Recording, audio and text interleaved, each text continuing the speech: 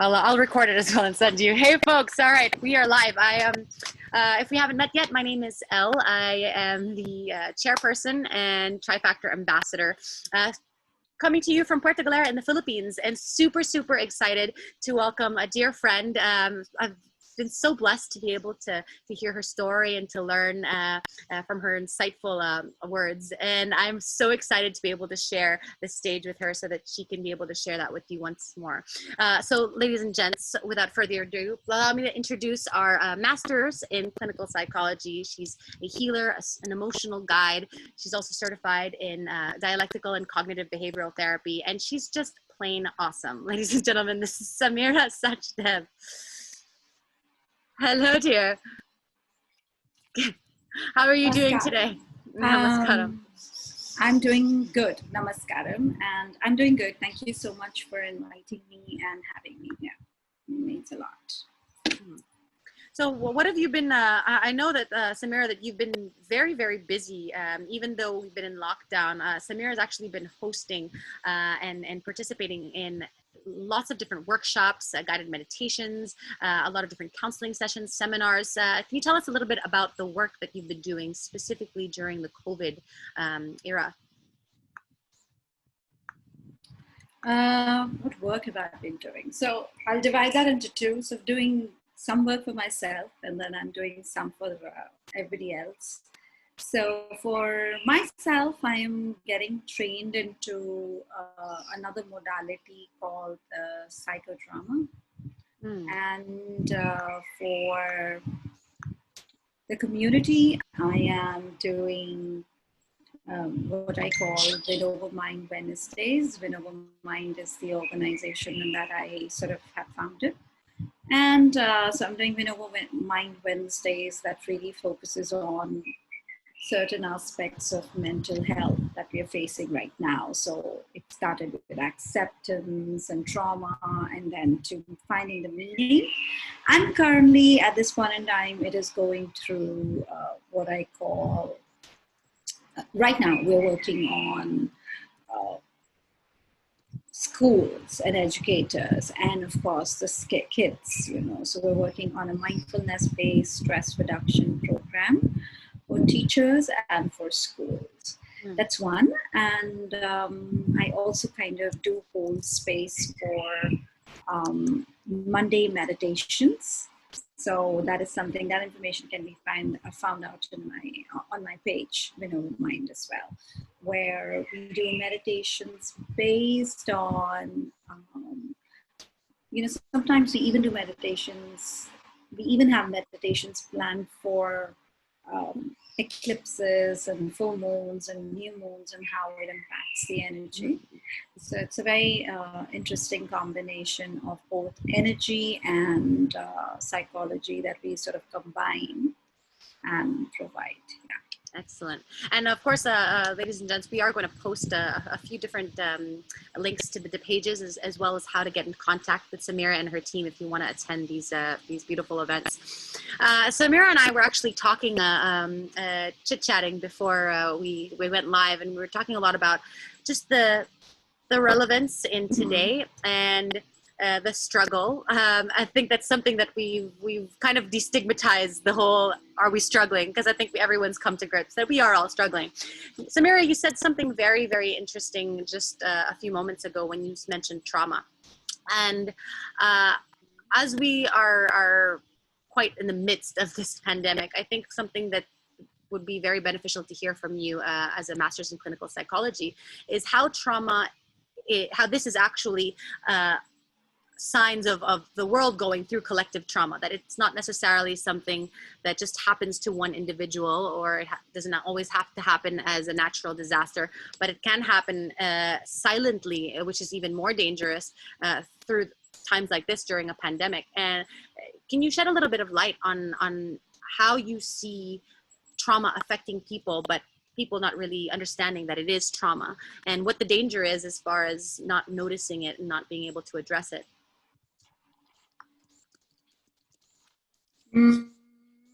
Danger. So let's divide this. A long question, so I'm going to divide it. Okay.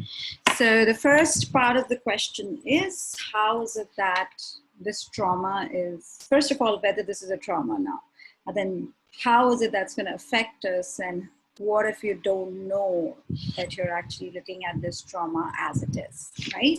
What if you don't know that you're actually looking at this trauma as trauma and not as something else, right? So let's talk about that. So trauma, yes. So this is a trauma because this is not life as usual, right? And it's uncertain. It brings about, and what I've noticed is that it actually brings about memories of past traumas and past, such circumstances where people were debilitated, or they were not able to go out, or they lost jobs, or they did not look at, they were not able to, let's say, meet their ends, etc., etc. So, all the typhoons and everything became are coming back. So those people are sort of resonating it back. So they're reminiscing. So when you reminisce, you will, when you start remembering whatever happened in the past, you're going in the past and you're living all those fears, and that's where you become scared and depressed.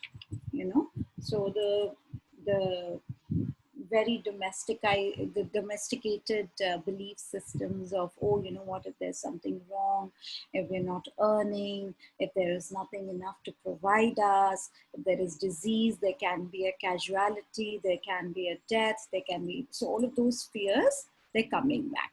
So yes, trauma is there. The second thing is, if you just suppress the trauma, which is a very natural thing for most of us to do. Most of us do that. We suppress sadness, we suppress fear, we suppress anything that brings discomfort to us, which is a very natural state of being. After all, who wants to be unhappy, and who wants to be sad, and who wants to be, let's say, not in the space of, let's say, happiness, right? So, because this is not a natural state of being, we tend to go towards what is our natural state of being, which is happiness. And we try to, and now how do we go to happiness? We're sad, we're scared, how do we go to happiness? So the best way is, and the quickest way is just suppress it. Suppress it and let's go to happiness, okay? And people do that. But the thing is that, Sigmund Freud says that all the ugly and uncomfortable emotions that we are facing at this point in time in our lives, or at any point in time in our lives, they don't go anywhere. You can try to suppress them. You can try to make them look as if they're not there. But the fact remains that they are there, and they will come to your life in an uglier way sooner or later. So the best way, and that's the most difficult thing for the human nature, because we are so nicely trained to not look at the difficult emotions, like whatever we call difficult emotions as. Some people even call sadness as bad emotion, or anger is a bad emotion.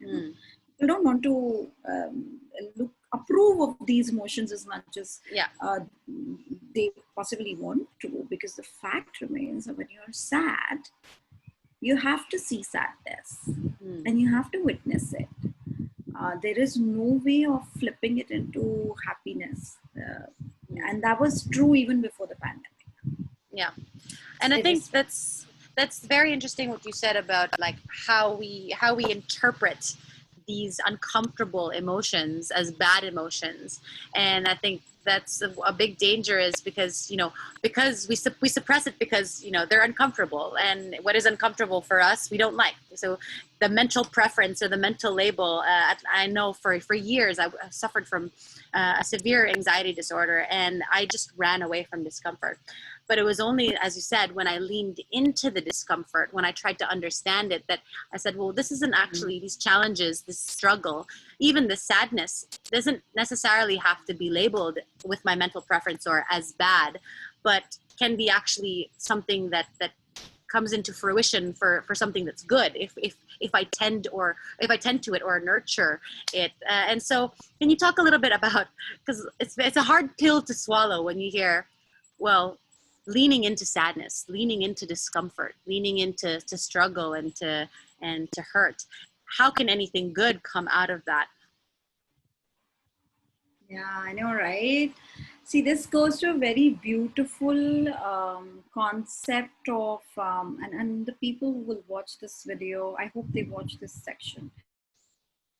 Because this part of it is the most beautiful part of it. See, now I'm going to backtrack, okay? And I'm going to take you to this journey of life, all right? So the reason why is, first of all, how did we have this concept of emotions being bad or good? You see, I understand that we had the concept of, emotions being labeled because our behavior was different. For each emotion, we would smile for happiness and we would cry for sadness, etc. But the fact remains that somewhere, what did we do?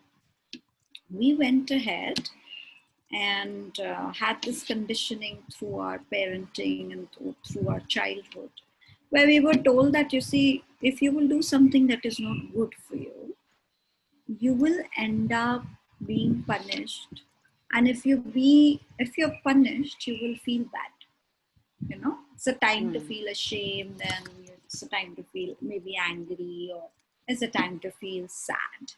Right? Nobody ever, I don't think so. There was a huge emphasis on that, no, punishment is not really that bad. After the punishment comes improvement. After the punishment comes lesson. After the punishment comes the no. We weren't explained that process. It was just like either good, ow, cry, or sorry, bad, ow, cry, or good. Hey. That's all we really understood as kids. Correct, right? And the way it was, and this is called domestication. Like the kids were the way the human child is domesticated is exactly how animals are domesticated, isn't it? So if the cat or the dog does something good, the owner is happy. If the cat and the dog does something, the owner doesn't like, the owner will punish you. Similarly, that's how we raise our kids. Okay, so what, if you do what I like, you're good, and if you don't do what I like, you're not good. And that's very simple. That's how it is going on right now. And for me, I want to just these are the things I believe that people need to think of right now. So just stop for a moment and think, how has this conditioning of your parents and of the others helped you in your life, where you've decided that, okay, so if I'm feeling sad, what do we do? Okay, I'm feeling sad, I must have done something wrong. I must have done something wrong because I am not good enough. And now let me look at the evidence of that's how we work. We go backtrack. Like we go backtrack from our emotions. So I'm feeling sad. Why am I feeling sad? Because something wrong happened. Okay, something wrong happened. Now, why did something wrong happen to me? Something wrong happened to me because there's something wrong with me. That's why something wrong happened to me. Okay, fine. So something wrong's with me. Okay, fine. Let me find evidence of what's wrong with me. So now I'm looking for evidence for what's wrong with me. Literally. And there's nothing wrong with you. Yeah, and then the next thing you know is that you have 12 of evidences, where yes, there is something wrong with you because you've possibly done something wrong or some mistake, or you felt sad because I was universe, and that everybody feels sad in their lives. You figure out those evidences, and then you say, okay, you see, it seems like this book of beliefs, which is actually the law of my life, is correct. So yes, there is something wrong with me. Like, for example, when we say I'm not good at technology, that's something I say a lot, and I try to now work through it, and I'm trying to avoid it. Or I get angry easily. Similarly, people also say, I am not able to take so much stress. So they declare it on themselves. Yeah. So we're basically just going back and, telling our belief systems that, see, you are my limited belief systems. I love you. I will not leave you. I will find everything under the sky to, validate that you're so important to me. So, and then we say that, oh, I can't take so much of stress. Or for that matter, we say, oh, I can't take so much of uncertainty. That's a question I have for everybody in this world. When you were born, did you know who are you getting born to? Yeah. How certain were you of your life till, let's say, it was 10 years old? Right? Like, did you even, we didn't even have the conscious awareness for where we were. Correct? So it's a little funny how it is so easy for us to create these belief systems because they're fed to us. Because our parents fed it to us, our societies fed it to us, our communities fed it to us. They said there are certain roles that you have. Your role is to, let's say, have to be a great provider because you're a man, or your role is to, let's say, cook great meals. Your role is, let's say, to raise the children. Your role is to, let's say, study when you're a student. And for all of these roles, there are certain, let's say, benchmarks. And you have to meet them. If you don't meet them, there you go. Back to the belief system book. Yeah. Good. There's something with you. You need to do something about it. If you don't do something about it, you're a failure. And if you're a failure, it's the worst thing that can happen to you. It's so funny. So as soon as we feel sad, right? And as soon as we feel sad, the first thing we want to figure out, how am I responsible for it? So what did I do? What's wrong with me? Why am I sad? Yeah. And then and the next thing the human beings want to do it, and that's also something that has been domesticated to us. Look at it in the way we train our dogs or our cats, right? For example, if my dog pooed in the house, what is the next thing I want to do? I want to clean the poo. What is the next thing I want to do? I want to train my dog. I want to fix it. I don't want him to do it again. Yes or no? Yeah. And we get so used to it. We get used to this fixing it that the next time when my internet connection is unstable. I can hear you. Yeah. So the next time when the next time when we sort of do a mistake and we are able to sort of create some sort of a defense mechanism around it, we want to fix it because you know what, we don't want to feel sad again. You know what? The sadness, the first and the only foremost life's mission is, I want to finish to feel sad. So I need to fix something, and I have to fix something in the outside environment because my sadness is not coming from inside, Baba. Yeah. That's for sure. My sadness is coming from outside. And I want to blame the sadness to a person, event, people, job, employer, employee, situation. And that's where COVID-19 comes in. So right now, I'm going to blame all my sadness to COVID-19. And everything that's happening. And I'm not saying it's not causing you sadness, but I'm saying, okay, what's your responsibility on Thank you. That's the magic word, because then, like, yes, it was fed to us, and yes, it's not our fault, and we were conditioned that way, but at some point or another there is that day, and that's what really helped me, where you say, okay, at the end of the day, I do have a choice, because I'm the one who created this backward system in my head, even though it was conditioned by being domesticated as a child. But moving forward, the more I take responsibility for all of the crevices in my mind, all of these backward thoughts, yes, I'm going to have to lean into that sadness and understand it. But then the more I take responsibility and it's not dependent on my outside circumstances, then maybe the more I have control over it. But that's not how we look at it. That's the interesting part. No. So there are two ways of looking at it. One is that, okay, if I just take responsibility of this control is with me and I can change it. But the other aspect of looking at it, oh my God, so the problem is in me, and I'll have to look into it, and then I'll have to accept it. No, I don't want to accept it, because as soon as I accept it, I want to be the victim.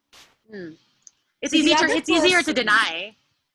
Right, and so it's so easy to be a victim, right? Like, for example, the other person we are feeding the belief system to inside us is the victim. it's this victimhood that we have where, oh, this is happening to me. This shouldn't have happened. I'm a nice person. That's what my parents told me anyway. So yeah, and then those people also tell me that I'm a nice person, or this shouldn't have happened. It's a linear world. If I do nice things should happen to me back, and that doesn't work like that apparently. Because wouldn't it be nice if it did? It would be, but it's also boring. I don't think we right? would learn. Yeah. I don't think we would learn. I think that's the beauty, and it's an excruciating beauty. It's like once you do accept that okay, the responsibility is in with me, and you accept that, then you're like, oh, the responsibility is with me.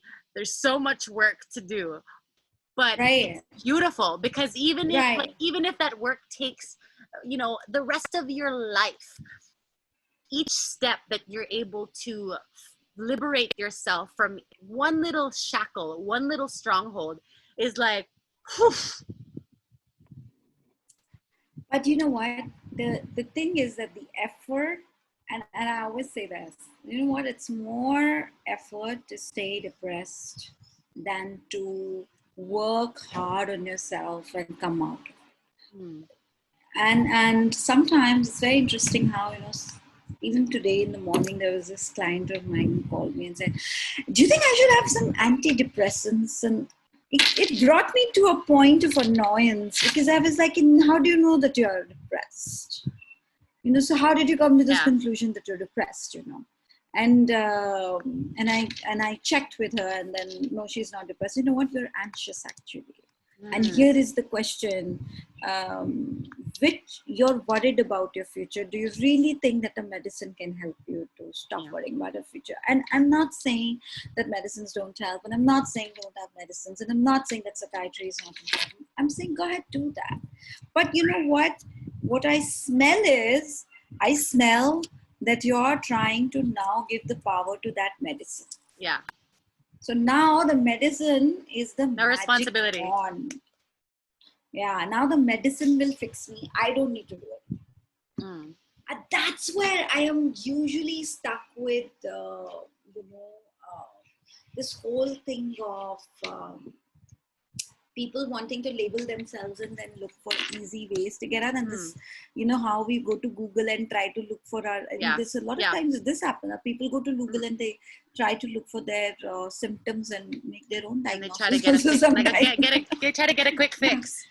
Quick fix, yes. And it's like, funny how it goes in that circle, because I mean, I remember I was that, and it's saying that, okay, well, let me take medication because I don't know how I'm going to be able to fix it myself, which then funnels back to the issue of why don't I think I can do it myself? It's because I don't think I'm strong enough, or maybe I don't think I'm worthy. Right. Or if I can't tolerate, so most of the times I feel it's, and it's more, most of the time it is like, I am so comfortable being a victim. Yeah. You see, I'm so comfortable in this very uncomfortable part of playing of being a victim that, I'd rather not do I'd rather not get out of it, because I'm so uncertain of what's next. Because what's outside of this comfort zone of victimhood is something I don't know. So I want to stay, even if this is the worst, I want to stay in the victimhood, because at least I know it. Yeah. So I don't want can to you expound on that? Expound on that. That's very interesting what you said. How it is more comfortable staying in the certainty, even though the certainty is literally eating us from within, than it is to step out into the uncertain, or take a risk, or venture into new possibility. So why is it that we are so twisted backwards that we would rather? It's like a bird who's been living in a captivity. You open the door of the cage, it won't go out. It knows that when it goes out, it can spread its wings as wide as it's born to, and yet it is so afraid that it would rather stay in the confines of its own cage. Brings me back to how we are conditioned, so we're domesticated, right? And now we're taught all of this. And then, when we are taught all of this, is one more thing that we are taught. And that is that, you see, you don't self-help yourself. You seek help from others. So the outlet of happiness and the inlet of happiness both are situated outside your body and mind somewhere, and you have to draw it from there. Correct? So because I have always drawn the potential from outside, my happiness is outside. Either it is in a person, or it's in a relationship, or it's in my job, or it's in the amount of money I earn, or it's in the size of my house, or whatever it is.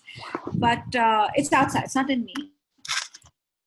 So what has happened is the potential of what we call, the psychological flexibility that I want to really refer to over here has gone. So there is no intent to, so the reason I want to be a victim is because I don't want to witness my problem. I don't want to witness what's wrong with me. Because when I witness what's wrong with me, I take all the responsibility, and on top of that, when I take responsibility for whatever I have, which comes through conditioning again from the outside environment and the society dream and the house dream that we are living, where the society has told us that, see, if the fault is yours, you're in trouble. You see, if you take responsibility, you're in trouble. See, you're There's gone. consequences. So because my training is such, now I know my society doesn't approve of me taking complete responsibility of all the problems that I have. And it definitely did not ever teach me that when you have it, and when you sort of, know that there is something wrong with you, you don't have to necessarily fix it. You can also witness. See, I can witness my, and I can very well witness my shortcomings, and see the flow of the universe, and see how and where I can even use my flaws as my potential, or maybe, not fix it, let's say evolve from it. Correct? Yes. But no, that's not what my training is. As soon as I see a problem, I need to solve it, because my training is to be perfect. And that's how we're conditioned. What is a problem there if not for solving? We need to solve it, and we have to be perfect. And you said something really, really interesting when you said, when you find the problem, you don't necessarily have to fix it. You can observe it. So when it brings me to the question of mindfulness, and I think that when we talk about mindfulness, there's a lot of, luckily there's more awareness growing from it now, but I want to be able to let people hear it from your point of view. Whereas when you talk about mindfulness, you're able to observe yourself, observe your thoughts, observe where the problem, quote unquote, is, not necessarily having to engage in it, but to witness it and to then evolve from there. So you can expound a little bit more on that? Sure. So mindfulness as defined is being in the moment, non-judgmentally, non-strivingly. So when we say, I'm not able to do my meditation right, we don't even know what we're talking about, I feel, because when we say that, what we're saying is that we're striving for meditation. And that's not mindfulness already. Mindfulness is non-striving. It's non-judgmental. There isn't any scope of any judging in mindfulness. That's one. I'm going to ask for 4 agreements here, if we want to sort of create that thought of mindfulness, that thought of, observing and witnessing whatever is happening to us and to everybody else in this world. And I'm not saying that become complacent and don't bother and don't do anything. And then I'm not saying that go to Himalayas and, sit in the cave and forget about the life. No, I'm not saying I don't live my life like that. Do you think I live my life like that? No. Do you think I'm talking from the cave? No. You don't look like you're dressed talking from the cave. Yeah, of course. No, so I don't do that, but yes, I go through, and it's not that I don't do my flaws. I do my flaws very bravely. I just did one in the morning. And I called my assistant and I said, you know what? This is what I'm doing. And this is what we all do. For example, if I have a fear of, let's say, not being able to, or rather, right now, the fear that we all are facing is, oh my God, I'll be alone, right? Because we're in our houses, and then, you know, even if we are with some people, we're not able to connect with them. Or if we are not with some people, we're not able to really sort of, you know, socialize with the gang that we used to socialize with. So one of the fears that people are facing right now is, okay, shit, you know what, is this my life? Am I going to be alone? And what happens when I'm alone? You know? Where do I end up? And they're valid fears. They're all very valid fears. But it doesn't stop there. So, you know, when I have this fear deep down inside me, I also have certain belief systems that are getting activated inside me, because, you know, this fear is sort of as a feeder to those belief systems. Like, maybe I'm not good. Maybe nobody wants to be my friend. See, nobody's connecting with me. Maybe I'm not interesting. Maybe, you know, my vibes are not good, blah, blah. And then therefore, what am I doing? I am becoming this person who is now going to, so I have already, you know, chosen a fear. I chose the belief system. Next, I'm going to choose the emotion. It looks like it will be very comfortable for me if I feel helpless and sad. And as soon as I feel helpless and sad, I want to do something that is absolutely the behavior for sadness, which is I want to isolate myself. I want to stay away. And this is science, right? This is, I call it as a model of emotions. That if I'm going to feel sad, I like to isolate myself. I like to sit in the corner. I don't want to talk to anyone. I don't want to smile. I just want to be serious, and I want to think as to why am I sad, and then go back to that whole rut of emotion, and then the belief system that I'm not good, nobody wants to talk to me, and to the fear that I'm going to stay alone. Right? So what am I doing in all this chain? I am basically projecting my fear on you. The next time when I'm going to meet you, if ever you bump into the market or bump into me, let's say on Facebook, I've already made up my mind that nobody is interested in talking to me. So when you talk to me, I'm going to talk to you as if you're not interested in talking to me. It's actually me projecting that nobody wants to talk to me. So there we go. So then it's like, so then that's the perfect. That's like eureka. Because then that whole chain of events, even though we say, oh, I'm a victim because that's how they're treating me, or that's how the scenario has played out. But that reason why that scenario has played out is what you're saying is that we are actually have already placed the role on ourselves.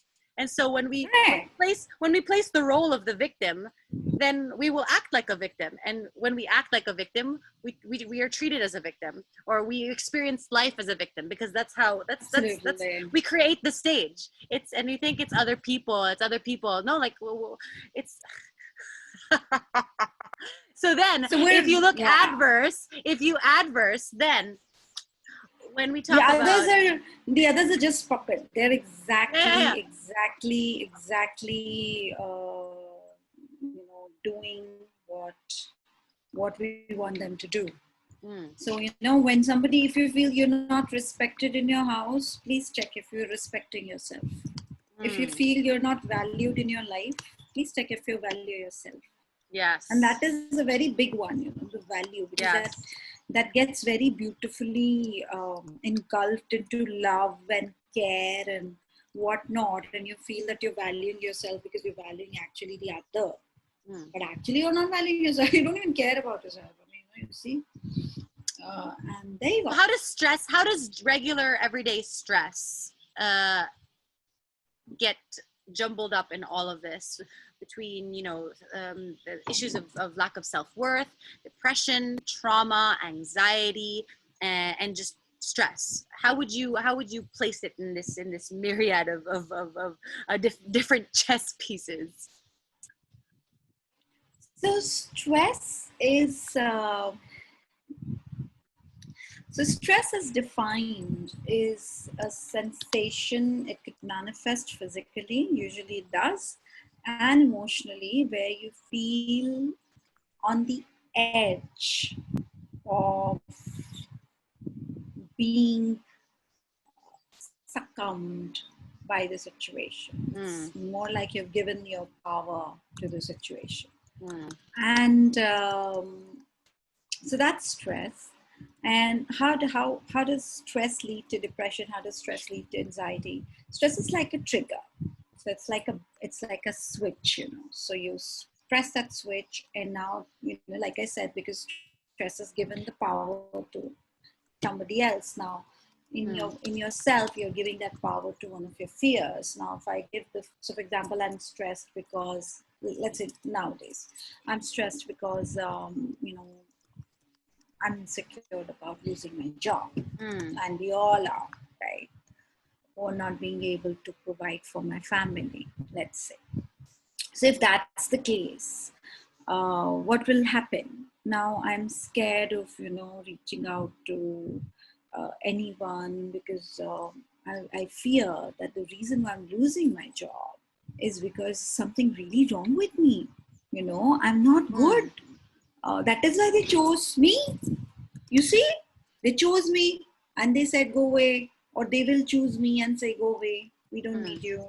Something is wrong with me. Yeah. So when I'm thinking like that, I have to now park this fear somewhere, right? In the emotional realm, I have to park this fear somewhere, correct? So I have this fear that I'm not good. That's why they are throwing me out. Or I have this fear that I'm not good enough to get another job. So, they're throwing me out. Now, where do I park it? So I park it either in my past or I will park it in my future. You see? So I park it in my future. I'm anxious because I'm imagining how life would be when I don't have job, money, food, car, house, love, wife, spouse, partner, blah, blah, blah, right? Yeah. And if I park it in my past, I'm doing two things. One would be that I would start thinking that, oh, you know what, see, this happened to me in the past also. I was so sad. There's something there with me. You see, I'm the one who's chosen sad. So these are two types of depression. So the other type of depression is that you feel that, okay, you see, so in the past when this thing happened, my relationships with everybody were bad. Or something to the effect of, my relationship with my boss is always bad, my relationship with my wife is always bad, partner is always bad, parents is always bad. And see, all of that culminates into me facing these things like, losing of my job, etc., etc. Right? So basically, in one way or the other, I am putting all my cards down and I'm saying that, oh, you know what? Everything in my past suggests that all my belief system, that law of, the book of law is correct. And so I'm going to be sad, depressed. Or I will imagine scenarios of the future, and I'm going to be very, very anxious. And anxiety does not stop at anxiety. Anxiety moves into several other things. It moves into panic. It moves into panic attacks. It moves into trauma. It moves into post-traumatic stress disorder. Moves into several other things. Yeah, because so the thing is, that's your body telling you. That's basically your body telling you. Do you mind coming down from your head level to your body? Do you mind looking at my body? So that's why I always ask in my practice also, I always ask, okay, where all are the physical pains? Yeah. Because your body is, because I want to put the attention of people on their body, that look at the physical pains. So that's something in your control already, you see. Look at the physical pains, and each body part that hurts has a meaning manifested in your energy body. So if your shoulder is hurting, upper shoulder is hurting, upper back over here, this is hurting, this is shame. If your right shoulder and right arm is hurting, you're giving too much in your life. If your left arm is hurting, your left hand, left shoulder is hurting, that's willpower. You're not able to have the willpower to generate life. If your heart, if your left, could be a cardiovascular disease as well. I'm not saying that don't see the doctor. But if your heart, left side of your chest is hurting, it could be that you're feeling lack of compassion for yourself. You're self-blaming yourself to guilt like crazy. If your stomach is hurting, there's a turmoil of emotions and you're going through immense grief, or you're anticipating that grief. If your knees are hurting, you're feeling lack of support. If your toes are hurting, you want to walk away from your fears and you're not able to walk away from your fears. And if your shin is hurting, that's shame again. And if you're, with each body part is telling you, what are you emotionally draining yourself out? What about the lower thoracic, upper lumbar? Like this, like I'm like I'm like so I used to have these huge, like I'm like using this as my own session. What about if it's like here, doc? Okay, so the only thing is I can't see your videos. I don't know which part you're talking about. I am really going blind on this. I can't see you, but this is really cool. Where are you? Like, where can I see you? So if it's like right here, like between my thoracic and my lumbar. Here, this one. Okay, this is, oh my, okay, so this is stress. Okay. A lot of stress and a lot of negative effect. So it's funny because I grew up thinking that, and with a lot of people, as an athlete, there's this mind-body barrier. Your head is your head, your body is your body, your emotions, your emotions. They work in different realms. And when we started talking about yoga, the yoga practice, and how, the mind and the body and the spirit are all in unison, and that they work together as this network, this ecosystem, people would be like, I don't understand. It doesn't make any sense. But I remember in the past when I would feel huge surges of anxiety and stress because I didn't think I was good enough, or I was reaching for a target that I already knew in my head I could not reach. I would have these huge piercing pains in that area. And it was only when I started, and I remember it was on a constant daily basis, and it was only when I started practicing mindfulness where all of a sudden it started to dissipate. So, Doc, can you explain a little bit about mindfulness's role in all of this? Because we've talked about stress and trauma and depression and anxiety, and our domestication as children, being conditioned in a certain way to make us feel like victims, to be so comfortable in our uncomfortability that we shield ourselves from the possibility or the opportunity of potential. So where does mindfulness, how does this become a tool for us? Sure. I am just noticing that there's also very little light. Is it okay if I just switch on a few lights? Of course, in my absolutely. room? Yeah. Because you're going to talk about nice things. It's light. Yes. So.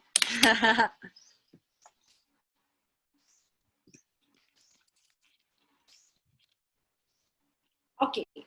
So before I go, and yes, I will talk about mindfulness, and I am talking about mindfulness even right now. Don't worry about that. So, but before I go into mindfulness, this is what mindfulness is, these are the researches, and this is what it works, and da-da-da.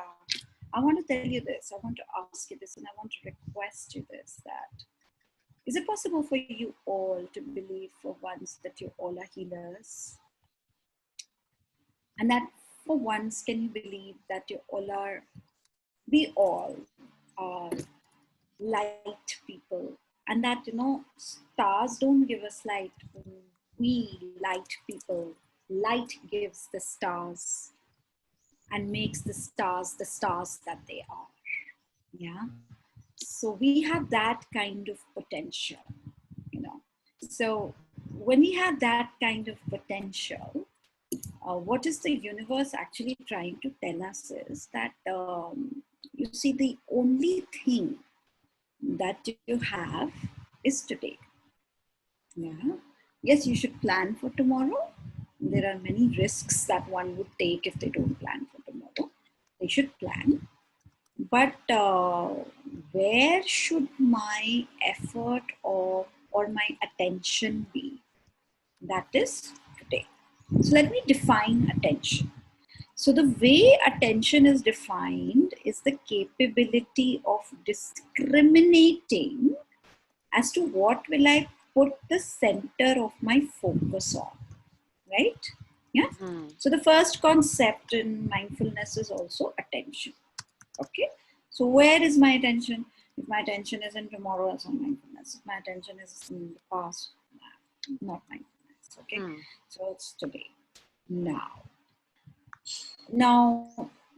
I'm not sure how many of you have practiced living one day at a time, but I think, I went through a big transition in my life and I'm actually still going through it. And I think one of the lessons that transition wanted to teach me was that, do you have it in you, Sameera, to live your life one day at a time? Because you keep on planning a little too much.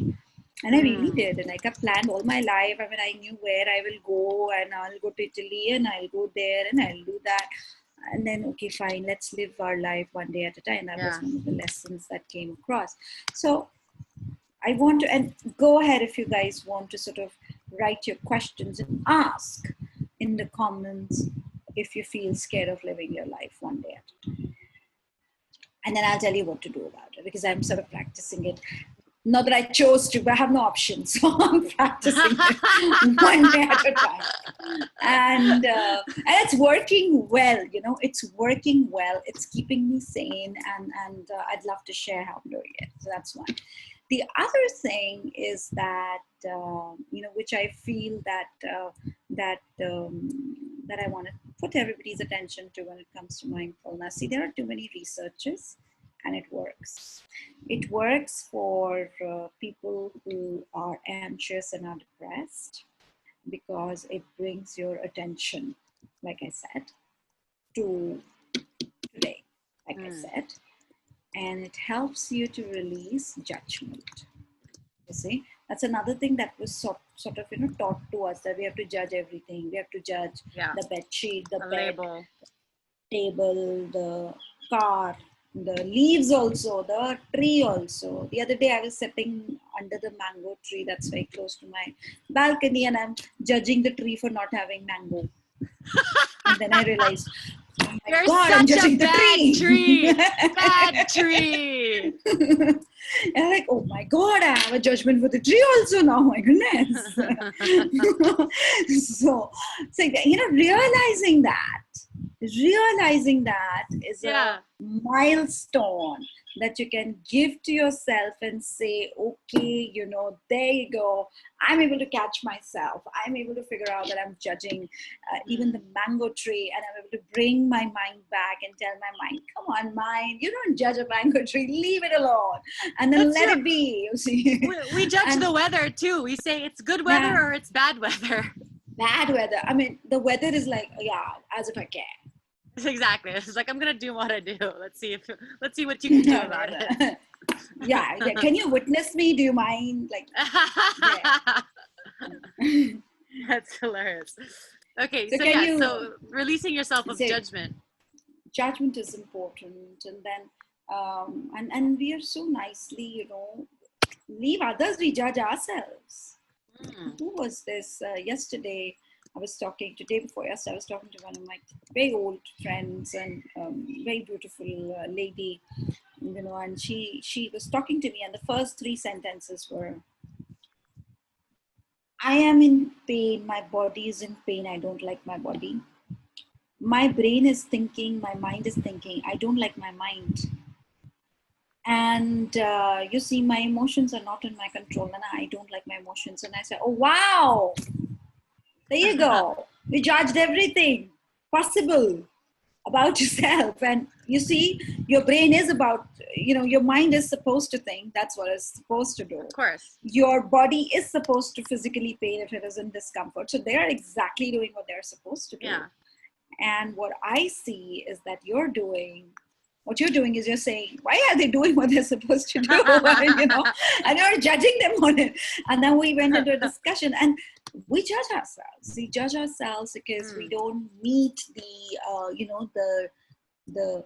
like what I call the community dream and the humanity dream and the house dream of what we have been taught as right.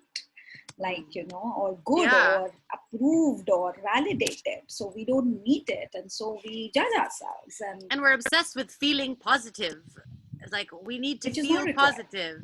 Yeah. Yeah. So each time when I hear that word, I want to change that word from positive to, how about we just feel as it is? Like, let's not feel positive or negative. Let's feel as it is, as it is. So if I'm feeling terrible, I'm feeling terrible. And if I'm feeling betrayed, I'm feeling betrayed. And I want to observe it and I want to feel the pain. I'm not saying it's not going to pain if you say, oh yeah, I'm feeling betrayal, it'll be very nice. You'll be feeling so awesome. No, I don't want to feel terrible. Oh my God, I'm going to feel the pain. Yes. But I think you will feel even more miserable, and I'm going to use the right word for you, which is you're going to feel suffered if you say, okay, you know what, I don't want to feel this pain. I'm not going to look at it. I'm going to suppress it. I'm going to not talk about it. I'm not going to look at it. I'm not going to look at it. That's when you start suffering also, because you're resisting it. And it affects and it's not going to go. Yeah, and it's not going to go. So I think that's a big thing. Like, a lot of us have a difficulty in just letting it as it is, because like you said, we always want to fix things. And when we think about our good traits in our head, we're always saying, okay, so then what else do I have to fix? Or when we're feeling sad, then we think, okay, well, what do I do to fix this sadness? And it's always like, I need to change this, rather than seeing, okay, where is this coming from, and observing. No. I hope it was, I want to change this. It is not, I want to change this, because I have nothing wrong with me. Exactly. I want to change the other. Yeah. So then how does radical acceptance come into this? Like, how do we be okay with just feeling as it is? So before the radical acceptance, let me tell you how mindfulness would help you in, letting you witness. So there are 4 agreements that you do when you become mindful. And that is, number 1 being, you do your best. Okay, let that be the number 4th. Let's get the number 1. Number 1 being, you witness. You really decide to witness. Number 2 is what you just said. You accept. And the way you accept is that you don't take anything personally. Now, when I say you don't take anything personally, it means that this is not happening to you. So COVID-19 is not happening to you. Yeah. COVID-19 is happening. Just stop it there. Stop it there and feel how it feels. When I say COVID-19 is happening, yes, people are getting laid off. Laying off is not happening to you. People are being laid off. You see, there is a lot of uncertainty. Yes, there is uncertainty. The uncertainty is not about you. It's not happening because somebody wants to make you feel uncertain. It's happening. You see, so that's the first thing that I would like to emphasize on. When we say acceptance of something, the way to accept something is to not take it personally. It's not happening to you. It's happening.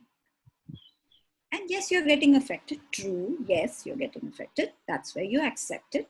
But it becomes a little more easier to accept when we start looking at it as something that is happening and is not happening to you, because it is not making you a victim when you don't think like that. So how do you explain to someone that something is not happening to them when in their head it actually is happening to them, like a loved one hurting them, or they are getting laid off, or they got injured, or they got sick? cancer is happening to me. How do we rephrase that?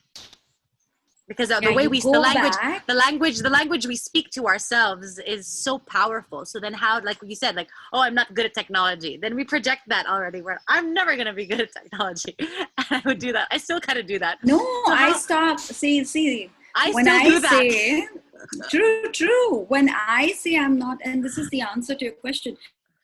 When I say I'm not good at technology, I also stop doing the effort of getting good at it, isn't it? Yeah. I also don't sort of look at Defeat. technology as something that I want to solve. My defeat, you see. It's a very beautiful poem by Khalil Gibran on defeat. Oh, from the Prophet? And right. And he says, defeat my defeat. We are going to stay together and roar louder, right? So if you want to stay with your defeat, it'll stay with you and it'll make you roar louder that you're defeated. That's another way to look at it. But yeah, so going back to mindfulness. Now, how does mindfulness help you in this? So the way mindfulness helps you in this is, this exercise that I always try to inculcate in my clients is, I always tell them, okay, when you're breathing, when you're focusing on the physical sensation of your breath, I want you to notice that point of, taking in your breath and the breath reaching the, most deepest part of your body and stopping there for a while before it goes out, right? Yeah, I want you to notice when it stops for that millisecond or, milliest second, I don't know, whatever that is, when it stops there, see, and try to just notice what you feel when it stops and then comes out. So what mindfulness is also teaching you, or rather is inculcating you as a habit, is to slow down. Just slow down. Because when you slow down, you're able to really figure out two things. One is that you really got a choice. Yeah. You really have got a choice of how you want to accept or interpret this information. And second thing that you realize is that while I'm slowing down, I can really, really feel the intensity of the emotion. See, sometimes I'm feeling a collective emotion. Like, for example, right now we are all feeling a collective grief, right? Yeah. There's collective grief, Yes, collective exactly. anticipatory grief as well, right? We're anticipating grief. We're anticipating death. We're anticipating money problems. We're anticipating whatnot, right? So, and everybody is, and feeling that feeling or whatever feeling they're feeling right now at a certain intensity, and that intensity varies, you see, and usually we don't focus on that. Usually for me, sadness is already, a bucket of behaviors that I usually do when I'm sad. Or maybe you're not sad, maybe you're just disappointed. In Buddhism, in the Nichiren Buddhism, and even in psychology, in the dialectical behavioral therapy, we actually go through the intensity of behavior. You're not always sad, sometimes you're just disturbed and disappointed. Others are sad and you're thinking you're also very sad. Yeah. So that mindfulness would also sort of, slow down the process for you to really decipher the intensity of the real emotion that you're actually feeling. Yeah. So rather than keeping it in your head, and then and if it's all too fast, we misinterpret it into something else, and that misinterpretation then fuels other thoughts and other emotions and other destructive behaviors, and so on it goes. And then we take on the emotion we originally decided not to take on. Actually. Yes. We take on that behavior and that emotion actually. So that's how mindfulness helps. And going to radical acceptance is a very huge concept of dialectical. we use this concept of in a lot of ailments, whether it is trauma, depression, or it is my children are getting restless. I want to come inside. So whether it is whichever way it is, and even in personality disorders. So the way the radical acceptance work is to, okay, so let me give you a tool. So for example, you want to accept a loss in life. So for example, there's a loss in life, whether it is a job or business, or and it's very relevant right now, or loss of hope at times. And trust me, hope is like resilience, like conscientiousness, like righteousness. Hope is a very important character strength. Please don't underestimate it. Don't think like it is a philosophical concept. It is not. It's a psychological concept. And hope is light. So even if it is a loss of hope, radical acceptance says that you find the meaning out of it.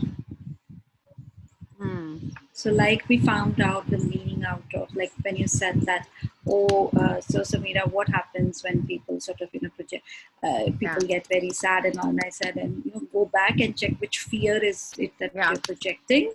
Similarly, when you're radically accepting something, go ahead and ask yourself, so if I accept this fear, or if I accept what I have lost, what does it take from me? How is it making me incomplete? Because most of the times, the reason, it says loss, right? So loss is missing, correct? So yes, you want to see what is it making you lose. Yeah. Not in the realm of materialistic stuff. So for example, of course, for example, you're losing your job. So my question is not that, so job, no. And then the question is, if you're losing your job, what inside you has been taken away? What has been, so if it is security of what? Is it only security of money, or is it the security of, let's say, your identity? My worth. My worth, whatever, the security of something that says that I'm stable, I've got my things, I've got my shit together, and that I know what I'm doing in life. And if that's gone, then I'm a failure, or I'm not good enough. There's something wrong with me. Wonderful. So it always goes back to there's something wrong with me. Join my practice. There you go. That's always it. At the end of the day. John, there. You just did your nicely. You did your spiral, very beautifully done. Now you can join my practice. Let's go. Let's go. So very good. So my question to you then is that, okay, so your security depends upon your job, right? That's what you're saying, because that's what went away. Your stability also depends upon your job. Is it? Now, I want to ask you another question. I want to ask you that, when you were not working, how were you deriving the security and stability? And the second question I will ask you is, whatever this job security and job stability gave you, how were you manifesting it when it was there? What do you mean by how were you manifesting it when it was there? Yeah, because in both answers, you will realize that, number one, it's not an immediate threat. Number two, it's not a permanent threat. Yeah, because the human tendency is that when we look at a threat in an uncertain time, we tend to look at it as a permanent threat. So, which is very scary, right? Like, for example, if I say, you will not get a job in 6 months versus you'll never get a job. Yeah, of course, They impact you, right? They impact you. So, for example, your business will fail forever. These things impact, permanency impacts. So the second question denies the permanency, because what you're saying, the first question denies the permanency. So what I'm asking is that in the past, when you did not have your job, how did you become stable and secure? Which basically means that you sort of, replaced something that was giving you stability and security with a job. Yeah. Correct. Exactly. Yeah. So meanwhile, when you don't have the job, the role it's not permanent, and it's not something that you don't know how to replace. You've done this in the past, so you can do it again. So it's like, giving your resilience. So basically what I'm doing is I'm building resilience. Yes. And this is also one of the things that mindfulness does for you. It helps you to build resilience through self-awareness and self-compassion. Yeah. So I'm going, so the first question is also sort of helping you to know that this is not permanent and it's replaceable. Yes. The second question is completely going on the permanence of it, and it's saying that, okay, fine. So, how did you manifest your job's permanency and security and stability? Oh, see, you know what? I used to eat food properly. Okay, so what is it that you can do right now without your job to eat food properly? Yes. I'm going on the basic. Now somebody says, no, you know what? I was able to, let's say, pay my rent. How will I pay my rent now? Somebody could say that to me. So I would ask them this question. Okay, fine. So for example, you are not able to pay rent right now. How would you replace this stability and security there? Tell me. There could be so many. So this is problem solving, where so the human tendency is that, see, I had solved this problem very well for myself. I had a job and I was paying my rent and everything. Now that that solution has gone out of my hand, unfortunately. And now, you know what I think? This is permanent. Wherein I don't want to get out and say, you know what, I was the same human being who solved this problem earlier and I can solve it again.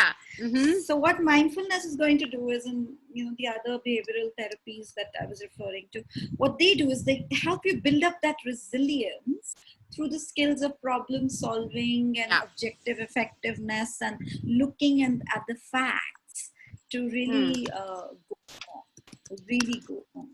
So essentially, you are stating the fear that you were experiencing, why you're experiencing that, where it comes from, what you're afraid of losing, and then disproving that, well, whatever you're afraid of losing can be attained in a different way. So in the end, the fear of losing the job should not be there, because the fear of losing the job is losing something that can be replaced with something else, essentially. Actually, what I'm trying to emphasize on is two things. One is that the human beings, that is us, we have the potential to So we have the potential to fill up the gaps, or rather, let's say, solve problems. See, we are the apex predators. We are very intelligent machines. We know how to solve problems. The second thing I'm trying to emphasize on is that the potential of it does not lie outside. That you're not complete by things outside you. Yes. You are complete as it is. Nice. That's a very hard pill. And then you can be okay with everything as it is. Right. And I'm not saying that doesn't mean that, so don't try to improve anything. Don't cure people who are dying because of COVID. No, I'm not saying that. That's not what I'm saying. I'm saying that the reason for you, or reason for us to, let's say, suffer should not be that I am incomplete. Yes. Because something from outside went away. The reason for suffering is that I'm resisting what is really happening. And I'm resisting that because I need something from outside to complete me, to give me that power to fight with it. That's where I am. And mindfulness as a practice gives you that. And over practice, then it's something that's a skill that we can't expect to just sit on the mat and be able to get it all at once. It is one of those things that just takes, I have days where I'm like, I sit down on the mat and I'm there and I feel like everything else I'm in the void, everything else has disappeared. And then like the next day, I can't get it to shut up. It's just like about like a million different things at the same time. So what can you say to our viewers who are just starting out or who might be already, a year into the practice, and it's still, it's not a destination. It literally is the process. So what can you say as a form of encouragement to let them know that it is in the moment to moment and the practice of all that, rather than getting to a place where you don't experience any of the fear? Because we're always going to experience the fear. Is it how we interpret it and how we respond to it? Mm-hmm. So no, you're right. We will always experience fear. There's no meditation practice or mindfulness practice, in my knowledge, that can make you feel not fearful. I have a very beautiful spiritual guru, and I have also got a live, coming this Saturday in the morning, tomorrow morning at 11 a.m. Coming on, describing what is fear and lack. And one of my spiritual gurus very beautifully once said that, Sameera, it's not that I'm not scared. It's not that I don't feel the fear. We all feel fear. We have to, and it has an evolutionary significance to it. If we had not felt the fear of the lion, we wouldn't have invented what all we have invented to save ourselves from the jungle, isn't it? So it is important. It's very important. Better we be fearful. So that's there. But what it does is it gives you a better hand on knowing why you are scared and how valid it is and how you can cope up with it. So that mindfulness can do, or other practices that I recommend people follow can do, or they themselves can create those practices. It's not something that they can't. Like I said, everybody's a healer. And so that's there. But one thing that I would want to emphasize when you said that it's a day-to-day, it's a process. Yes, it is. And it is not a sitting on the mat process. You can do moving meditation. You can do some meditation. You could be just mindful eating your food. Here's a question. How many of us eat food while not doing anything else but just eating food? Let's say they don't watch their phone or TV. No, right? Isn't it so funny that we are such evolved beings, and we strive and we work so hard to develop all these skills, and yet something so simple as sitting and doing nothing is completely beyond many of our not capabilities. We're capable of it. Well, we don't even think to do it. Yeah, it's like it's not important. It's like that one is not important. But has the point, and this is really very sweetly said by you. So, there was this conversation that I was having with a very renowned school's counselor the other day. So what we do is we do a Zoom chat just so that we don't miss each other. And I was talking to her, and she said that, she was talking to something, and I said, I was just telling her that, there are times when I can do just nothing and just be fine with it. There are times when I can do nothing. And she goes, so what did you do when you do nothing? What did she say? She said, so what do you do when you do nothing? She said, what do you do when you do nothing? And I'm like, well, precisely, I do nothing. so we're it just so doesn't make sense. It doesn't. I cannot comprehend. What do you mean? So what do you do when you do nothing? And I'm like, you do nothing. That's exactly what you do. You do nothing when you do nothing.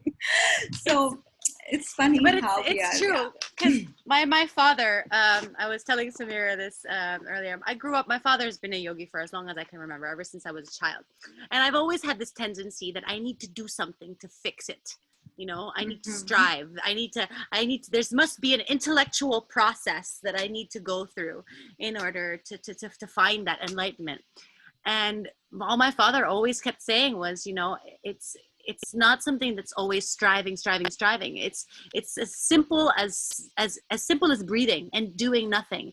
And eventually your body, your mind, like you said, we are all healers.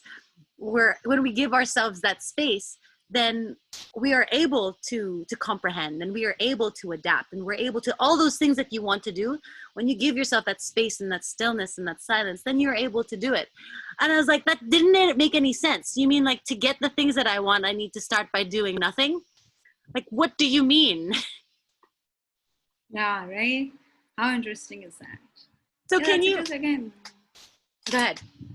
yeah, that's because again it goes back to the training. The training is that if you work hard, you get more Yes. stuff, right? And that you have to sort of always excel and always be perfect and always be there. And Yes. but actually, the universe is just saying you have to just show up.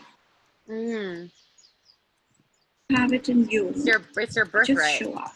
Can you just show up every day? Yeah, can you just show up every day and decide to be happy if you can? And if not, can you just decide to witness and choose to witness? Can you do that? That's what the universe is saying.